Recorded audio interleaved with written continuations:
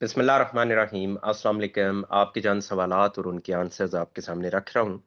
सबसे पहला सवाल है कि एक भाई ये पूछते हैं कि मरने वाले की एक बेटी है, उसकी बेवा है, उसकी दो बहनें हैं और उसका भाई है। तो इस सूरत में जायदाद की तकसीम। तो ऐसी सूरत में सबसे पहले तो जो बेवा है उसका हिस्सा 1/8 वो आप निकाल देंगे और टोटल जायदाद में से 1/2 हिस्सा वो बेटी का निकल आएगा। ये निकलने के बाद बाकी जो जायदाद बचेगी और वो बचती है 37.5%, वो फिर तकसीम होगी मुतवफ़ी के बहन भाइयों में।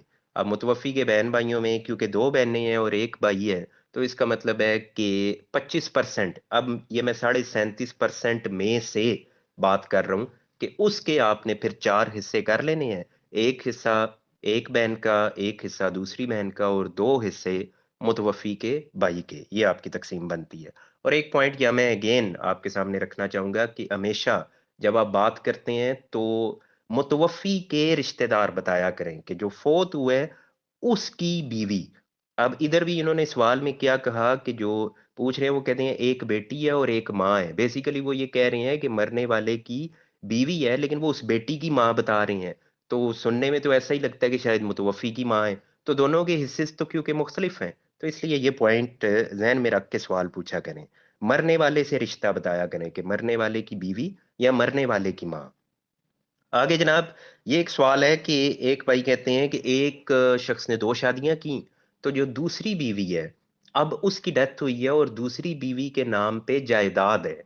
अब वो जायदाद दूसरी बीवी के बच्चों को मिलेगी या वो पहली बीवी में से जो बच्चे हैं, जो ज़ाहिर है सौतेले बहन-भाई बन रहे हैं या मरने वाली के सौतेले बच्चे बन रहे हैं, तो क्या उनको भी कोई हिस्सा मिलेगा? या वो एफआरसी में उनके नाम आ रहे हैं तो जायदाद उनकी तरफ चली जाएगी, एफआरसी में नाम है। तो ऐसा नहीं होता क्योंकि जो सौतेले बच्चे हैं उनका कोई शेयर नहीं होता जायदाद के अंदर। तो लिहाज़ा ये जायदाद सिर्फ़ हकीकी बच्चों को ही मिलेगी।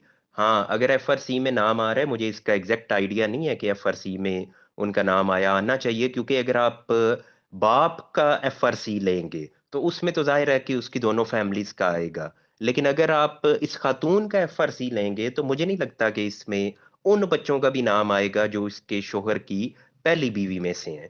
तो शायद आता भी हो, ये तो ख़ैर नादरा वाले ही इस पे बेहतर बता सकते हैं या जिसने एफआरसी लिया है उसको ही बेहतर पता होगा। लेकिन मेरा ख़्याल है कि वो आना नहीं चाहिए, लेकिन अगर आ भी जाएँ, तो फिर भी उनको शेयर नहीं मिलेगा क्योंकि शरई तौर पे उनका शेयर बनता ही नहीं है। ये सिर्फ़ जो हकीकी औलाद है इस खातून की, सिर्फ़ उन्हीं को ये हिस्सा मिलेगा या अगर ख़ावंद ज़िंदा हो, तो ख़ावंद को मिलेगा। फिर ख़ावंद के बाद कुछ प्रॉपर्टी उसकी उन बच्चों की तरफ भी चली जाएगी। लेकिन आपके केस में क्योंकि आपने कहा कि ख़ावंद ज़िंदा नहीं है, तो इसलिए सिर्फ़ जो बच्चे हैं, उनकी तरफ जायदाद जाएगी। आगे जनाब ये कहते हैं जी एक खातून पूछती हैं कि हम सिर्फ़ बहनें हैं, हमारा कोई भाई नहीं है। तो वालिद के नाम जायदाद थी, तो हमें ये ख़तरा था कि वालिद के बाद कुछ जायदाद चली जाएगी वालिद के भाइयों की तरफ, इसलिए वालिद ने वालदा के नाम प्रॉपर्टी कर दी।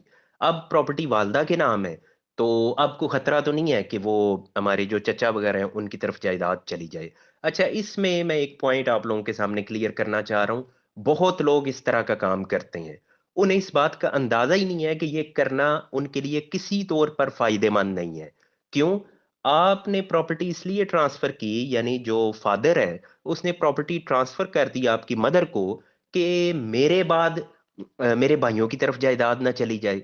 लेकिन अगर वो इसको थोड़ा-सा गौर से सोचें तो जो अभी प्रॉपर्टी आपकी मदर की तरफ है, जब आपकी मदर ना रहीं, तो फिर यही प्रॉपर्टी आपकी मदर के बहन-भाइयों की तरफ चली जाएगी। यानी फादर के भाइयों से तो जाने से बच गई, लेकिन मदर के भाइयों की तरफ जाने से तो ना बची। सेम रूल इधर भी अप्लाई हो रहा है क्योंकि आपको तो मिलनी है 2/3 यानी बेटियों को मिलनी है 2/3 वो चाहे बाप मरे या माँ मरे, दोनों सूरतों में 2/3 ही है। तो बाकी 1/3 वो तो चली जानी है भाइयों की तरफ। पहले वो बाप के भाइयों की तरफ जा रही थी, अब वो माँ के भाइयों की तरफ चली जाएगी। इसलिए इस पूरी एक्सरसाइज़ की समझ वो मुझे तो नहीं आती लेकिन लोग इस तरह कर देते हैं। ये सिर्फ़ आपने नहीं किया, बहुत लोग करते हैं ये सोच के। लिहाज़ा अगर तो मिशन ये है कि नहीं बाप की भाइयों की तरफ ना जाए, माँ के भाइयों की तरफ चली जाए खैर है। यानी चचा हैं उनकी तरफ ना जाए, मामूओं की तरफ चली जाए खैर है। फिर तो एक अलग बात है। लेकिन अगर आप ये कहते हैं कि ना उधर जाए ना इधर जाए, तो फिर इस पूरी एक्सरसाइज का मकसद ये समझ से बाला तर है। हाँ, ये सिर्फ जरूर है कि अगर मदर पहले चली जाती हैं, जिंदगी मौत का तो पता नहीं है, तो फिर 25% बाप की तरफ, यानी उसके खामद की तरफ चली जाती है, आपके बाप की तरफ, और 2/3 आपकी तरफ थोड़ी सी बचती है जो मामू की तरफ जाएगी। और अगर फादर के नाम हो और फादर पहले चला जाए, तो फिर 8वां हिस्सा माँ को मिलता है, यानी थोड़ा माँ की तरफ जाती है, और यानी बीवी की तरफ, सॉरी, मरने वाले की बीवी की तरफ, और बाकी बच्चियों की तरफ आती है, और ज्यादा पोर्शन आप कह लें कि वो चचाओं की तरफ चला जाता है।